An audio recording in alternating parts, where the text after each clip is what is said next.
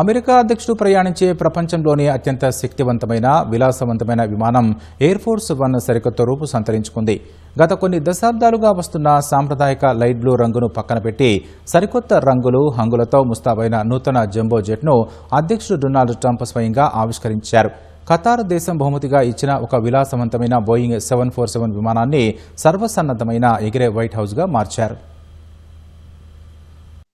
శ్వేతసౌధ అధినేత అధికారిక విమానం ఎయిర్ ఫోర్స్ 1 సరికొత్త హంగులతో ప్రపంచం ముందుకు వచ్చింది. నిన్నటి వరకు అమెరికా అధ్యక్షుడి ప్రయాణాలకు సేవలందించిన పాత విమానానికి వైట్ హౌస్ సిబ్బంది వీడ్కోలు పలకగా శుక్రవారం సాయంత్రం సరికొత్త సూపర్ లగ్జరీ బోయింగ్ 747-8 జెట్ ను ట్రంప్ ఘనంగా ప్రారంభించారు. జాన్ ఎఫ్ కెన్నడీ కాలం నాటి పాత రాబిన్ ఎగ్ బ్లూ రంగుకు స్వస్తి పలుకుతూ అమెరికా జాతీయ జెండా రంగులైన ఎరుపు, తెలుపు, నేవీ బ్లూ, గోల్డ్ కలర్ కాంబినేషన్తో ఈ విమానాన్ని తీర్చిదిద్దారు. విమాన ప్రవేశ ద్వారం వద్ద ప్రెసిడెన్షియల్ సీల్, తోక భాగంలో భారీ అమెరికా పతాకం ఈ విమానానికి సరికొత్త రాజసాన్ని తెచ్చిపెట్టాయి. ఈ డిజైన్ పూర్తిగా తన అభిరుచికి తగ్గట్టుగా రూపుదిద్దుకుందని ట్రంప్ స్వయంగా ప్రకటించారు. The workmanship of this plane is, when you see it, you won't believe it actually. The quality of woods, the quality of the materials, the quality of the engines. These engines are the finest, they're the best in the world, nothing like it. So it's really an honor, and I want to thank the Emir of Qatar.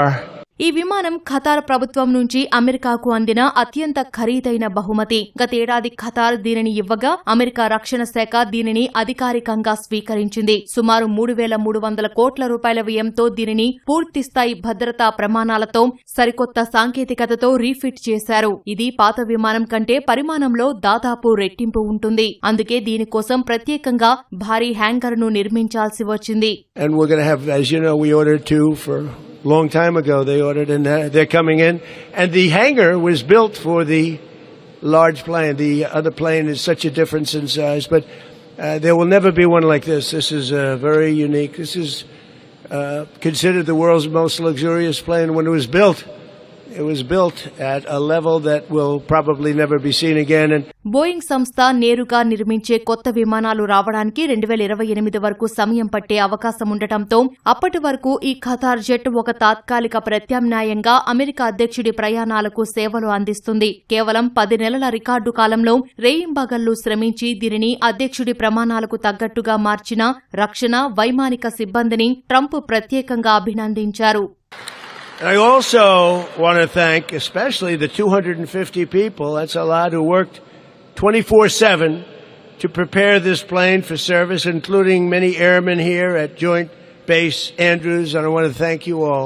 మరో కొన్ని రోజుల్లో ఈ విమానం తన test runs పూర్తి చేసుకుని అధికారిక సేవల కోసం రంగంలోకి దిగనుంది. వచ్చే నెల జులై 4న అమెరికా 250వ స్వాతంత్ర దినోత్సవ వేడుకల సందర్భంగా వాషింగ్టన్ డీసీ గగనతలంలో జరగబోయే చరిత్రలోనే అతిపెద్ద ఫ్లైఓవర్ అంటే మిలిటరీ విమానాల ప్రదర్శనకు ఈ సరికొత్త ఎయిర్ ఫోర్స్ 1 విమానమే నాయకత్వం వహించబోతోందని వైట్ హౌస్ వర్గాలు ప్రకటించాయి. అలాగే వచ్చే నెల టర్కీలో జరగబోయే నాటో సదస్సుకు ట్రంప్ ఈ విమానంలోనే ప్రయాణించనున్నారు.